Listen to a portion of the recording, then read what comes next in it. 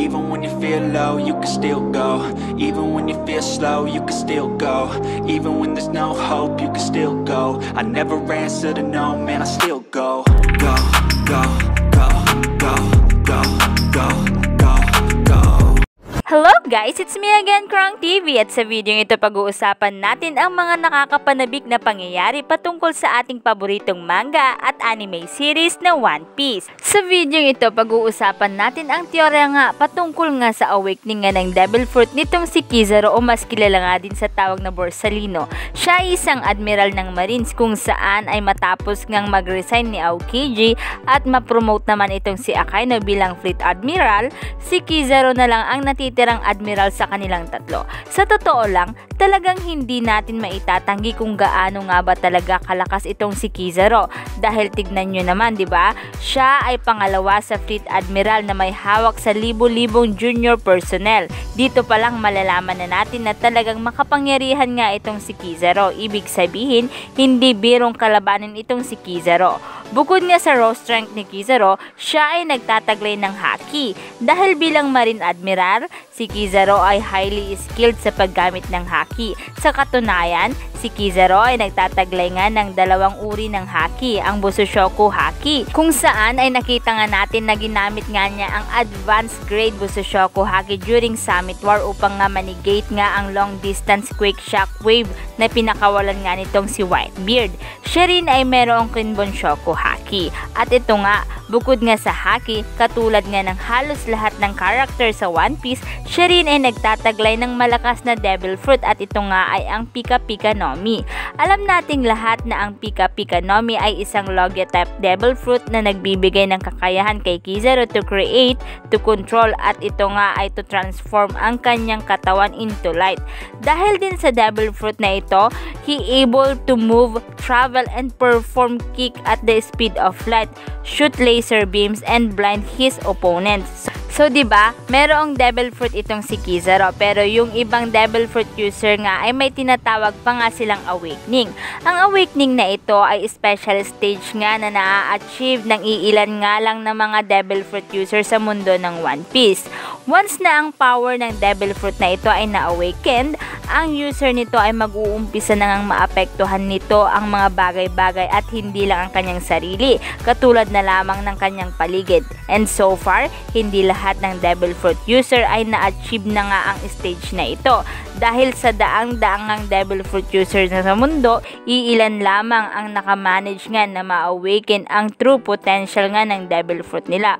Upang ma-achieve ang awakening, dapat nga ma-master ng user ang ability nito, pero hindi basta-basta, dahil they must also wait for their body and mind to catch up to their power. Pero since medyo marami-rami na nga rin ang naka-achieve nga ng awakening ng Devil Fruit, ang admiral nga na si Kizaru nga ba ay makakamit din o ma-achieve na rin kaya niya ang stage na ito?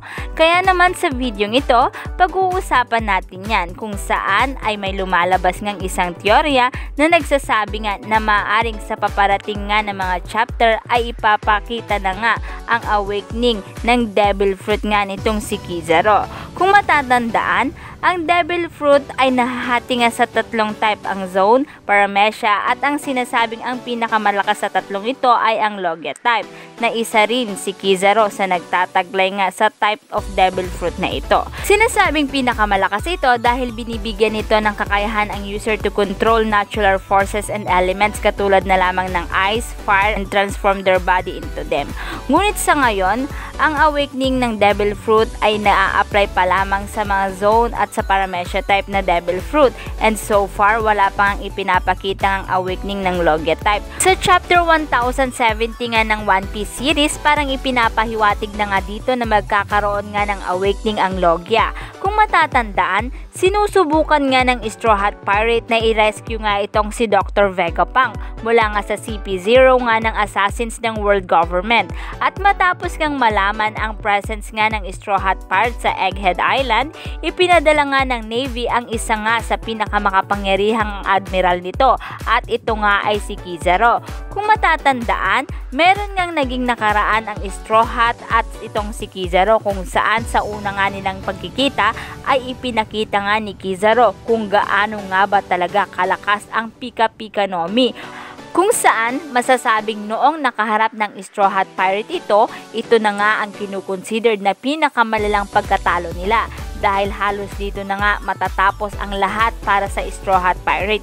Ibig sabihin, kung nagpatuloy ang laban na ito, maaaring dito na magtatapos ang adventure nga ng Straw Hat Pirate.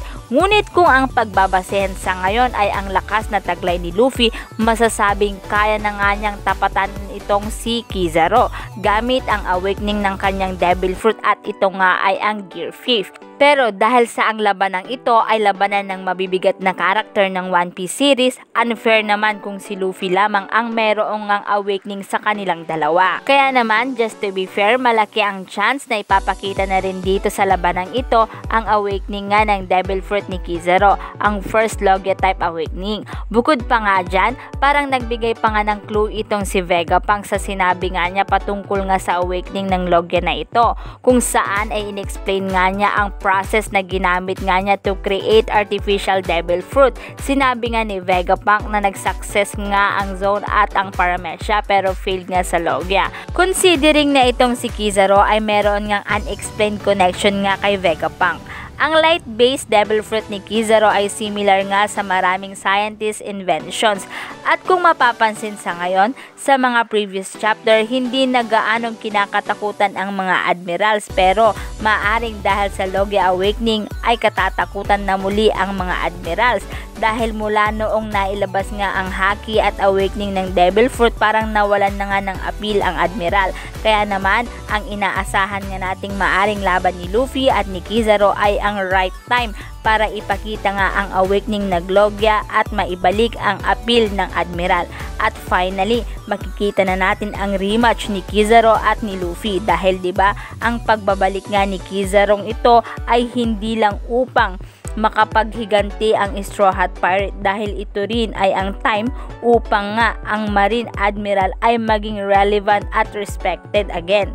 Dahil 'di ba, yung appearance noon ni Ryukogyo sa Wano ay talagang nakaka-disappoint talaga. Kaya naman, it's time for Kizaru na baguhin ito at ipakita ang awakening ng Logia Devil Fruit. Pero ano nga kaya ang maaring maging awakening ng Devil Fruit na ito ni Kizaru?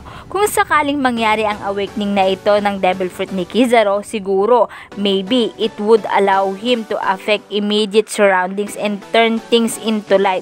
And for sure, pag nangyari ito na ay ang isa sa magiging pinakamalakas ng awakened Logia Fruit sa series at maaari din na ang isa sa pinakamalakas na awakening fruit sa buong One Piece series. Kasi sa totoo lang guys, hindi talaga biro ang Devil Fruit ni Kizaru.